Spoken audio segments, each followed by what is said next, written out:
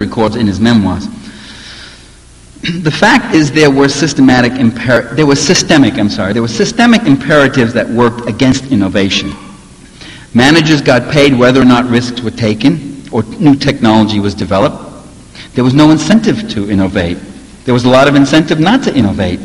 All materials and labor were fully committed according to the plan, so it was difficult to shift resources for new experimental projects and run the risk of lower output during the transition and run the risk of failure. Enterprises never had to pay real value prices for materials and fuel, so they often used these goods inefficiently and wastefully. Improvements in production would lead only to an increase in one's production quota. If we did better, we'd get a bigger quota next year. In effect, well-run, innovative factories were punished with greater workloads. Poorly managed ones that showed a loss were rewarded with state subsidies. Under the pressure to turn out quantity, managers often cut corners on quality. Farmers did the same. For instance, the state buyers of meat paid attention to quantity only. So the collective farms, what was their incentive? To maximize profits maximize income by producing fatter and fatter animals. Now consumers may not particularly care to eat fatty meats, but that was their problem. But only a fool or a saint would work harder to produce better quality meat for the privilege of getting paid less. You think after 70 years they could work out a meat grading system, See, but this pressure for quantity went right up to the top. Guys didn't want to shake the boat. As in all countries, whether they're capitalist or communist, and by the way, it's interesting, many of these problems you have to say, which of these problems are peculiar to socialism, which of this particular brand of socialism at this stage of historical development that we're talking about now, Eastern Europe, China, Cuba, and the Soviet Union, which of these are peculiar to those areas, and which of them are peculiar, which other problems are peculiar, or problems of social organization are peculiar to capitalism? You have quite a list there. And which are in fact universal, which of them are just part of the nature of social organization in a certain way.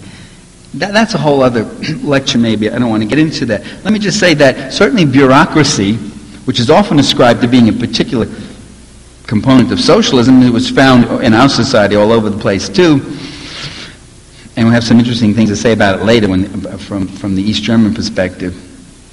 Bureaucracy tends, whether it's capitalist or communist, tends to become a self-feeding animal.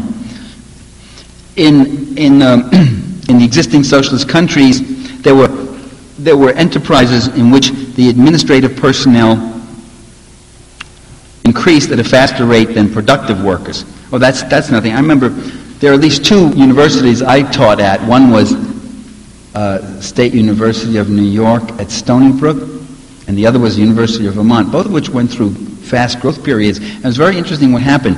The student body would go up about 20% over a certain number of years. The faculty would go up about 24%, 18%, something like that, roughly in the same range. And administration would go up 70%. And we'd say, what do all these guys do?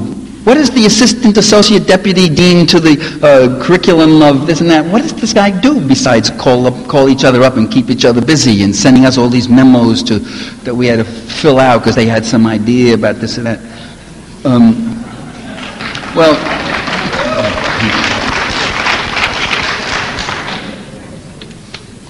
Applause from some, angry murmurs from the school administrators that are in the audience.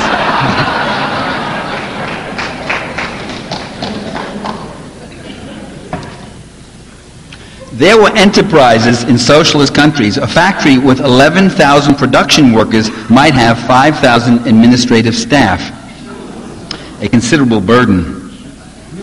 The heavy bureaucratic mode of operation did not allow for critical, self-corrective feedback. The fate of the whistleblower was the same in communist countries as in our own. Those who exposed incompetence and corruption were more likely to run risks than receive rewards. It also led to a rather out-of-touch leadership. In 1990 in Washington, D.C., I attended a press conference held by the Hungarian ambassador who announced that his country was abandoning their socialist system because it didn't work. So I raised my hand and I said, "Sir, why didn't it work?" It'd be an interesting discussion. And he said, "I don't know." And I wanted to go up and grab the guy by the lapels and say, "Schmuck, I mean, listen, you," excuse me, New Yorkism there, you are one of the people presiding over this process, and you admit you have no idea what was going on in the process. I mean, it's rather remarkable, isn't it? Well, by the way, I'm using the past tense, but just about all the problems that I'm talking about still exist in the remaining communist states of North Korea, Cuba, and Vietnam. If you talk to the inhabitants of communist countries, you discovered that they complained less about an overbearing totalitarianism. I mean, that's what we always got in the media, this totalitarian thing weighing on us. And their complaints generally were rather the opposite. What we used to hear was that they more often complained about the absence of responsible control, that nobody seemed to be minding the store. Maintenance people failed to perform needed repairs. Occupants of a new housing project regularly refused to pay rent and no one bothered to collect it. Poor management and harvesting, storage and transportation caused as much as 30% of all produce to be lost between field and store. Tons of meat were left to spoil because they never got it together with proper refrigeration. And not surprisingly, there was ample opportunity for corruption and favoritism. The factory director who accepted bribes to place people at the top of a waiting list to buy cars. The deputy minister who got caught using state materials to build his vacation home. Rewards seem to lie in operating around the system or even against it. If you operated that way, that's when you got rewarded. For instance, the poorer the restaurant service, the fewer the number of clients. The fewer the clients, the less work, and the more food left over that I could take home or sell in the black market. The last thing that restaurant personnel wanted was satisfied customers who would keep returning to dine at the officially fixed, artificially low prices. I mean, that's why the restaurants were so awful in socialism. So the system actually offered many disincentives. In 1979, Cuban leader Raul Castro, Fidel's brother, complained about fraudulent work practices. He noted the absenteeism, faked work reports, deliberate slowdowns so as not to surpass work norms that were fixed at artificially low levels. In most communist countries, one got the impression that everyone as a worker seemed to be conspiring against everyone as a consumer.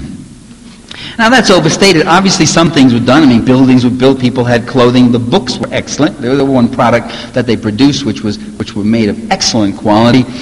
The public transportation system was excellent. I mean, so there were some things. I mean, so obviously some people were doing some work. Communists, I don't want to overstate it, but I'm giving you what a major problem was. I remember one Soviet guy said to me, You people are tired from working so hard. Because I said, you don't work as hard as we do. He said, you're tired of working so hard. We're tired of waiting on lines all the time. And I thought, well, if you work a little harder, there wouldn't be so many lines. Communist economics had an Alice in Wonderland aspect to it. In that, I mean, it's rather remarkable that the price of just about every commodity and service bore no relation to the actual cost or value, except for expensive luxury items. With prices held so artificially low, there was a great disparity between purchasing power and the supply of goods and services. And this in turn affected work performance. I listened to an East German friend complain about poor services and inferior products. He said, the system doesn't work. This doesn't happen. You go to the hospital and they haven't washed the floors, and the woman who was supposed to wash them won't do it. She doesn't show up for work. It doesn't work. The system doesn't work. And I remember saying to him, but Klaus, what about the free education, the public health care system, and the numerous other social benefits that are so lacking here in the United States and in much of the capitalist world? Aren't those things valued? And his response was very interesting. He looked at me and he said, oh, nobody ever talks about those. And that shows you that people took for granted the way the human services and entitlements, they took for granted the human services and entitlements while they were hungering for the consumer cornucopia that they imagined existed for everyone in the West. Once